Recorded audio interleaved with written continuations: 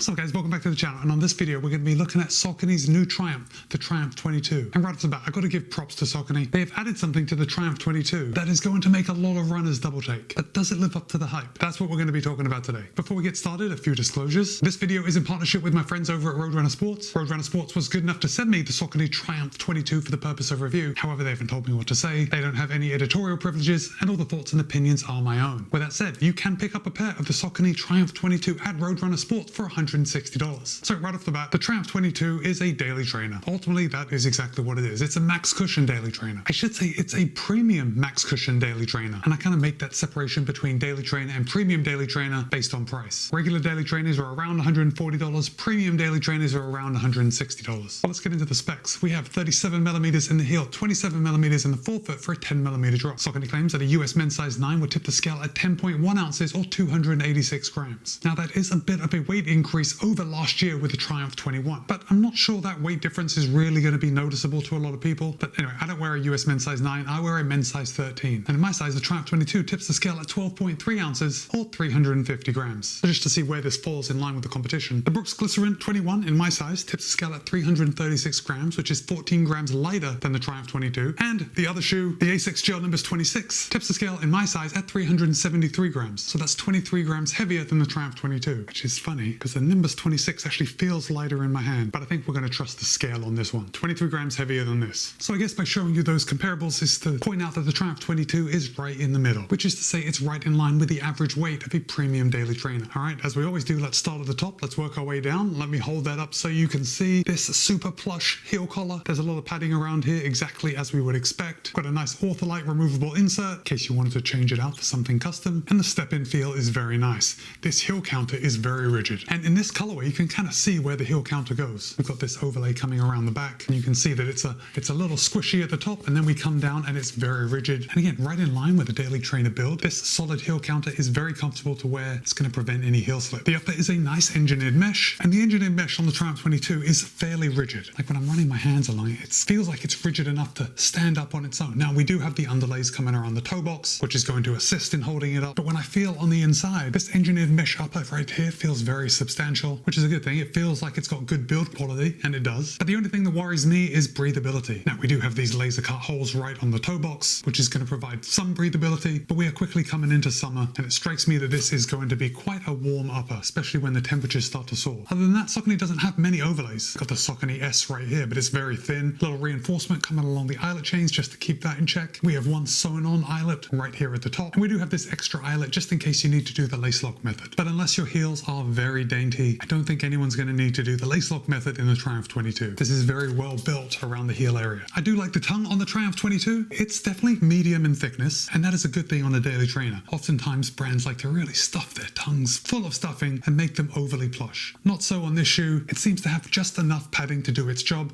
I didn't experience any lace bite, but there's more to that story, so hold on. And this tongue does not have a lace loop, but it is gusseted, so the tongue isn't going anywhere. When your foot goes in, that tongue is going to stay put. Now for me, the Triumph 22 does fit true to size. I am a US men's size 13 in this, and I'm a US men's size 13 in every other Saucony shoe that I wear. And just like my previous experiences with Saucony, I'm going to hold this up so you can see that eyelet chain right here. You see how close it is? That's because I find the upper to have a fairly high volume, and in order for me to get a good midfoot lockdown, I'm having to cinch these eyelet chains quite close together. Now there's nothing wrong with that. It doesn't impact the ride. I still get a good midfoot lockdown. I just think it looks a little funny. I should say that my feet are fairly narrow, and that's also to say that perhaps if you have slightly wider feet, maybe not wide enough to go for an actual wide shoe, but wide enough that you need a roomy fit, I think the Triumph 22 is definitely worth considering because of how much room there is in this upper. I found the toe box to be nice and wide. I mean, not foot-shaped toe box wide, but wide as in daily trainer wide. I didn't experience any rubbing here on the lateral side where my little toe typically tends to rub when I'm in narrower shoes. Now we've come down to the midsole, and the midsole is the main story about the Saucony Triumph 22 because Saucony has switched it to PWRRUN PB. So that's right, my friends. We now have a PB foam in a daily trainer, albeit a premium daily trainer. This is full-on unadulterated PB, and that is the marketing ploy. I call it a ploy. It's marketing genius that Saucony has adopted for the Triumph 22 because everyone knows PWRRUN PB. PWRRUN PB is the midsole foam in the super shoe, the Saucony Endorphin Pro 3, and mostly in the Endorphin Pro 4. It's also the foam that they use in, I would say, their most popular shoe, the Endorphin Speed 3 and 4. So when people see PWRRUN PB in a daily trainer, I'm sure it just stokes excitement. I was really excited to get my hands on these shoes because of this foam. But after running running in it, there's something that I have to tell you. It seems to me that this is a different formulation of PWRRUN PB than is used in the Speed 3 and 4 and the Pro 3 and 4, because it's just slightly firmer. And yes, it's a PB foam, it's going to have excellent rebound, it is going to be responsive. It doesn't feel as responsive as the Pro and the Speed. So if that's the reason that you have been looking at the Triumph 22, I want you to just think twice and not have your expectations so high. Because even though we do have PWRRUN PB, the shoe still rides like a daily trainer. And that's not necessarily a bad thing. In fact, to me, the PWRRUN PB definitely adds something to this shoe. But we'll talk about the ride in just a second. Let's go back to this top-down look, and I want to show you this sole flare right here. And again, at the bottom, you can see that the Triumph 22 has a fairly big booty here. And if I turn it around, you can see it's quite a wide base. And I think this is a pretty ideal shape to have for a daily trainer.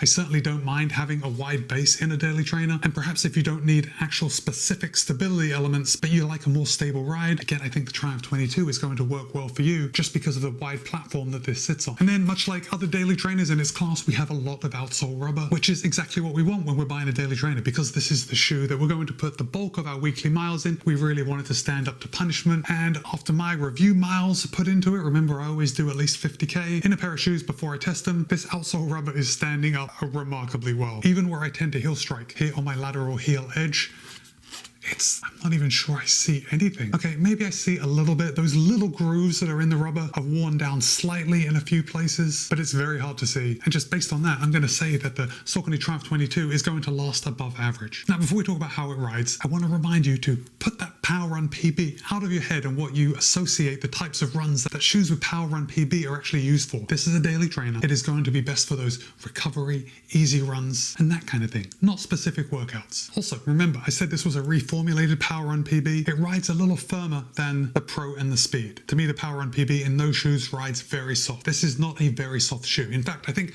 the competition, I'm not going to pull them out again, but the Glycerin 21 and the Nimbus 26, those ride a little softer than the Triumph 22. But saying that, we don't always want a super plush ride. And this is not firm by any means. It's just firmer than those other two shoes that I picked out as comparables. And after I got over my initial shock of this shoe not feeling like an Endorphin Pro, which I know is totally unrealistic, I actually found I really liked the ride of the Triumph 22. I found it to be fairly responsive for a daily trainer. In fact, as we're talking about the Glycerin 21 and the Nimbus 26, I found it to feel a lot more responsive than both of those shoes. And that's probably because the midsole foam is just slightly firmer, and firmer shoes tend to feel more responsive than softer shoes. But either way, this shoe felt more responsive than the other two. Now, most of my testing miles that I've put into the Triumph 22, I have been running easy, but there was one day where I went out with some friends and there was a race going, and one of our friends was in the race, and I was able to run alongside my friend that was racing, going down a hill, and when I looked at my watch, I noticed that I was running at a 5:40 pace. Now, those of you that follow me know that I don't often run at a 5:40 pace. That is very quick for me, and I was quickly starting to redline. But what I didn't think about when I was running that fast was the shoes. And it was only after I had slowed down that I was impressed with how this shoe felt at running at that kind of speed. So that's not to say anything. I don't want you picking this shoe out thinking, oh, I'm going to run so fast. This is still a daily trainer. It's made for easy runs. But perhaps if you don't have a big rotation, the Triumph 22 is going to be one to consider, because yes, it's perfect for recovery, easy runs, but